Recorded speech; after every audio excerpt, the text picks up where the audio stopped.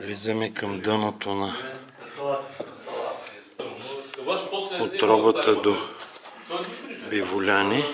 Надолу фанахме една пътека и се духнахме бързо. Аз мислех, че правим чапане по реката. И тогава реално си идвам.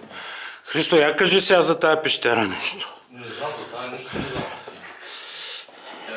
Правим оговорка за Боровица. Даре, ма сега аз нямам филм за тая.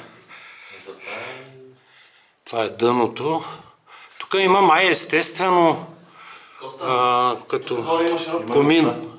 Ето горе имаш един ръб. Чакай да дойде. Те маняри са бяха подпряли тия лецви да гледат горе по е. Ето тук имаш един естествен ръб, който продължава и е там, е удрал лъч горе. Виждаш ли се на Да, виждам. Ето как мърви. Изсичаме. Аха, ето тук. Не се прича малко на отробата разширението, но това са такива естествени фервази. А, не, там има, виж какво е едно разширение. Чекай, ето тук, знаеш как се личат разширението отгоре, сега ще ви го снимам да покажа.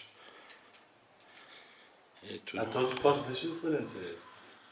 Май не беше толкова. Входа. Сега ще видим и на хоризонта къде е нацелена.